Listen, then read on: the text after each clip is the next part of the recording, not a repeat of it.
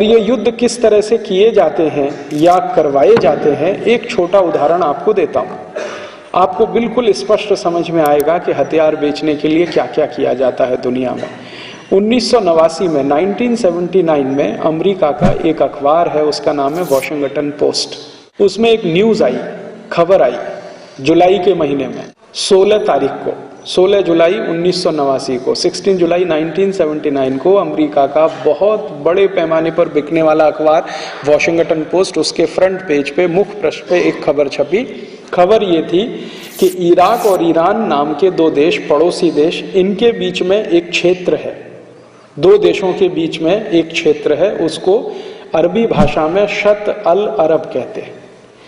तो शत अल अरब नाम का जो क्षेत्र है ईरान और इराक के बीच में, इसमें भयंकर मात्रा में तेल हुआ है। ये खबर वॉशिंगटन पोस्ट के फ्रंट पेज पर छप गई। अब ये खबर जब छपी तो दोनों देशों की सरकार के कान खड़े हो गए और उन्होंने देखना शुरू किया कि ये जो शत अल अरब नाम का क्षेत्र है इसमें इतना अधिक तेल है। और खबर जब छपी तो उसमें रेफरेंस दिया गया कि अमेरिका के जो सैटेलाइट अंतरिक्ष में घूम रहे हैं उनसे मिली जानकारी के अनुसार, तो और ज्यादा विश्वास हो गया। इसमें अविश्वास का कोई कारण ही नहीं। तो ईरान और इराक दोनों देशों की सरकार के कान खड़े हुए और दोनों देशों ने ये कहना शुरू किया कि ये जो शत अल अरब है जहां पर ज्यादा मात्रा में तेल छुपा हुआ है ये हमारा है। दोनों ने क्लेम करना शुरू किया, ईरान ने क्लेम किया, इराक ने क्लेम किया। जब दोनों देशों ने एक ही क्षेत्र पर अधिकार जताना शुरू किया तो झगड़ा होना स्वाभाविक था। तो इनका झगड़ा यूनाइटेड नेशन में गया। संयुक्त राष्ट्र तो इसीलिए बनाया गया है, दो देशों के आपस के झगड़ों का निपटारा करने के लिए। लेकिन आप जानते हैं संयुक्त राष्ट्र काम करता है अमेरिका के इशारे पर, पूरी तरह से वो अमेरिका का जेब में रहने वाला संगठन हो गया है।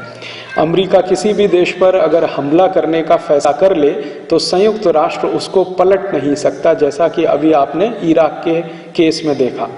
इराक के केस में संयुक्त राष्ट्र के द्वारा बनाई गई रिपोर्ट ये कहती है कि इराक के पास कोई न्यूक्लियर वेपन नहीं है। अमेरिका कहता है, संयुक्त राष्ट्र कहता है नहीं है। तो संयुक्त राष्ट्र ने कहा कि हम इराक के खिलाफ युद्ध की अनुमति नहीं दे सकते। अमेरिका ने कहा तुम बाजू में बैठो, हम युद्ध शुरू करते हैं। तो संयुक्त राष्ट्र के सारे प्रस्तावों का उल्लंघन करके अमेरिका ने युद्ध शुरू किया और संयुक्त राष्ट्र कुछ नहीं कर पाया, क्योंकि संयुक्त राष्ट्र एक ऐसा शेर है जिसके दांत नहीं है, किसी को काट नहीं सकता है, गुर्रा सकता है बस। और अमेरिका की जेब में रहता है संयुक्त राष्ट्र, क्योंकि अमेरिका के द्वारा दिए गए फंड्स पर संयुक्त राष्ट्र की बहुत सारी व्यवस्थाएं चलती हैं। फंड्स तो दूसरे देश भी देते हैं लेकिन अमेरिका थोड़ा ज्यादा देता है, इसलिए उसकी बात माननी पड़ती। तो इसी तरह से 1989 में जब ये घटना घटित हुई तो संयुक्त राष्ट्र में मामला गया। संयुक्त राष्ट्र के प्रतिनिधियों ने इसमें कोई फैसला नहीं दिया, लिहाजा दोनों देशों ने एक दूसरे के खिलाफ युद्ध करने का तय कर लिया। जब फैसला नहीं हो पाया झगड़े का तो ईरान और इराक एक दूसरे के खिलाफ लड़ने लगे।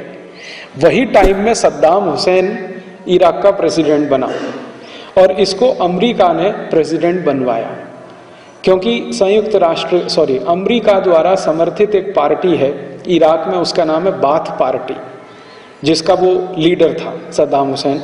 तो बाथ पार्टी को सत्ता में लाने का काम अमेरिका ने करवा दिया। सद्दाम हुसैन को लीडर बनाने का काम अमेरिका ने करा दिया।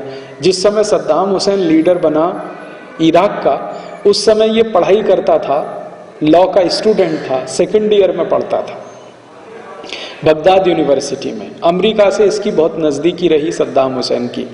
तो अमेरिका ने पैसा देकर, समाचारों में काफ़ी कुछ उसके बारे में अच्छी बातें लिखकर लीडर बना दिया और सद्दाम हुसैन लीडर होके प्रेसिडेंट हो गया। प्रेसिडेंट होने के बाद उसने अमेरिका के कहने पर ईरान के खिलाफ युद्ध शुरू कर दिया। इधर अमेरिका ने सद्दाम हुसैन को हथियार बेचना शुरू किया, उधर अमेरिका ने ईरान को भी हथियार बेचना शुरू किया।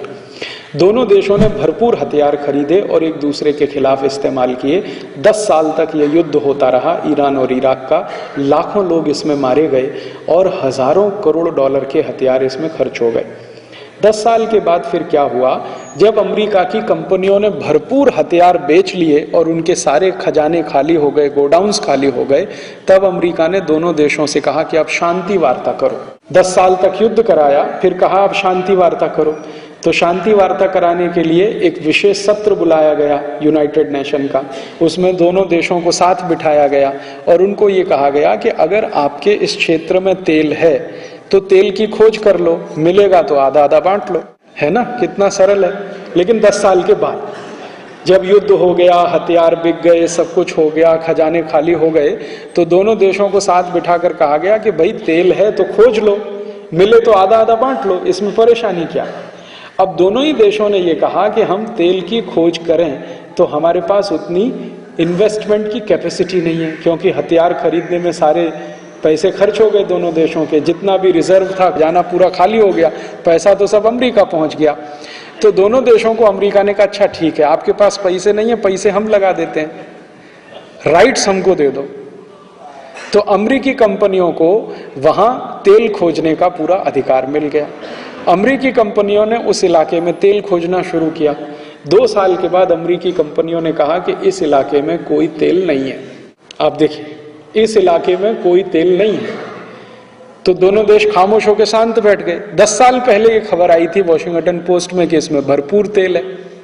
तो इन लोगों ने शिकायत किया वॉशिंगटन पोस्ट के खिलाफ। जब वॉशिंगटन पोस्ट के खिलाफ शिकायत हुआ तो वॉशिंगटन पोस्ट के एडिटर ने क्षमा मांग लिया कि भाई गलत खबर छप गई, माफ कर दीजिए हमको। और अमेरिका ने उसकी पैरवी कर दिया कि हाँ माफ कर दीजिए, कभी गलत खबर छप जाती है। तो कहा गया कि ये खबर तो सैटेलाइट के माध्यम से आई थी, तो सैटेलाइट भी गलती कर सकता है, मशीन है ना, मशीन तो गलती कर ही सकती है, आदमी कर सकता है, आदमी मशीन बनाता है तो मशीन भी गलती कर सकती है। तो लिहाजा वो चैप्टर वहां खत्म हो गया। लेकिन खूबसूरती इस पूरी दुर्घटना की ये रही कि दोनों देश एक दूसरे की जान के दुश्मन हो गए। एक ही कौम को मानने वाले, एक ही मजहब को मानने वाले, एक साथ अल्लाह की प्रार्थना करने वाले लोग एक दूसरे की जान के दुश्मन हो गए, और इतने जान के दुश्मन हो गए कि उनके बंटवारे हो गए और झगड़े शुरू हो गए, और आज तक रुके नहीं। तो युद्ध कैसे कराया जाता है उसका मैंने आपको एक मिसाल दिया। इसी तरह से वियतनाम में हुआ था, इसी तरह से कोरिया में हुआ था, इसी तरह से लैटिन अमेरिका के चिली, कोस्टारिका, कोलंबिया जैसे देशों में हुआ था। तो दुनिया के छोटे छोटे ऐसे देशों में जहां पर सरल प्रकृति के लोग रहते हैं, जिनकी प्रकृति बहुत सहज और सरल होने की होती है, उन देशों के नेताओं को बरगलाकर, अधिकारियों को खरीदकर, लोगों का दिमाग बदल के कैसे युद्ध के लिए तैयार किया जाता है, उसके लिए पिछले 50 साल से, 55 साल से, 57 साल से, जब से माने 1945 से बहुत बड़ा प्रयास यूरोप और अमेरिका के द्वारा हो रहा है। और वो प्रयास ये है कि उनको हथियार बेचने हैं, हथियार बेचकर मुनाफा कमाना है, और मुनाफा कमाकर अपने देश को अमीर और अमीर और अमीर बनाते चले जाना है। ये है। अब आपको इस घटना से एक बात समझ में आनी चाहिए, जो मैं आपके दिमाग में लाने की कोशिश कर रहा हूं, कि यूरोप और अमेरिका की अर्थव्यवस्था में सबसे बड़ी कमाई, इनकम अगर कहीं से होती है तो हथियारों की बिक्री से होती है। हथियारों की बिक्री यूरोप और अमेरिका के देशों का सबसे बड़ा धंधा है। अगर हथियारों की बिक्री सबसे बड़े पैमाने पर ये करते हैं तो शांति कैसे स्थापित हो सकती है, जरा सोचिए। जितने ज्यादा हथियार बिकेंगे उतने ज्यादा अशांति होने की संभावना है, जितने ज्यादा बम बनेंगे उतने ज्यादा युद्ध होने की संभावना है। तो मजे की बात यह है कि यूरोप और अमेरिका के देश सबसे ज्यादा हथियार बेचते हैं और सबसे ज्यादा दुनिया में शांति की बात करते हैं, सबसे ज्यादा। आपको हर दूसरे तीसरे दिन अमेरिका के किसी मंत्री का, अमेरिका के किसी राष्ट्रपति का अखबार में बयान मिल जाएगा, भारत पाकिस्तान को दोस्ती करनी चाहिए। आता है ना अक्सर, कभी स्ट्रॉप टॉलबोट आके बोल जाता है, कभी उनकी वो कोई महिला आके बोल जाती है, कोंडोलिसा राइस आके बोल जाती है, कभी जॉर्ज बुश स्टेटमेंट दे देता है, कभी बिल क्लिंटन देता था कि भारत पाकिस्तान को दोस्ती करनी चाहिए। ये वो लोग कहते हैं जो दुनिया में सबसे ज्यादा हथियार बनाते हैं, बेचते हैं, और हथियारों का अंतिम उद्देश्य एक ही होता है, युद्ध और युद्ध। सबसे ज्यादा अशांति पैदा करने वाले जो देश हैं दुनिया में, वही शांति की बात करके आपको, मुझको, सबको मूर्ख बनाते रहते हैं, और हम सब सीधे साधे भोले भाले लोग मूर्ख ही बनते रहते हैं। अगर हम अमेरिका और यूरोप के देशों को ये पलटकर कहना शुरू करें कि हम भारत पाकिस्तान में तो दोस्ती हो जाएगी, दुनिया के सभी देशों में दोस्ती हो जाएगी, अमेरिका की सब कंपनियां हथियार बनाना बंद कर दें, ये वो मानने को तैयार नहीं है। वो कहते हैं कि हम हथियार बनाते रहेंगे, तुम मत बनाओ। न्यूक्लियर बॉम्ब चाहिए तो अमेरिका के पास आओ, तुम मत बनाओ अपना। अगर तुम बनाओगे तो हम तुम्हारे ऊपर पाबंदी लगाएंगे। तुम फाइटर प्लेन्स मत बनाओ, तुम मिसाइल मत बनाओ, तुम कुछ भी मत करो, तुमको जरूरत हो हमारे पास आओ। आप देखते हैं ना, जिस दिन भी भारत की सरकार कोई मिसाइल का परीक्षण करती है, अगले दिन अमेरिका की तरफ से कोई बयान आ जाता है ना कि हम चाहते हैं कि शांति स्थापित हो इस क्षेत्र में। क्यों वो चाहते हैं शांति? वो इसलिए नहीं चाहते कि सच में शांति हो, वो इसलिए चाहते हैं कि भारत अगर मिसाइल बनाते जाएगा, अच्छी अच्छी मिसाइलें बनाएगा, तो अमेरिकी मिसाइल कौन खरीदेगा फिर? अगर हमने न्यूक्लियर बॉम्ब बना लिया, जरूरत पड़ने पर इस्तेमाल किया या नहीं किया ये हमारे ऊपर निर्भर है, लेकिन अमेरिकी बॉम्ब खरीदेगा फिर। तो उनको अपना मार्केट बना के रखना है, तो दूसरे देशों को यह सिखाना है कि तुम कुछ मत करो, हम हथियार बनाते रहें, तुम उनको खरीदते रहो, तुम हमको पैसा देते रहो, हमारी इकोनॉमी उससे चलती रहे और शांति से अपने यहां बैठे रहो, तुम कुछ मत करो। ये उनकी फिलॉसफी है या ये उनकी पॉलिटिक्स है, यही उनकी राजनीति है।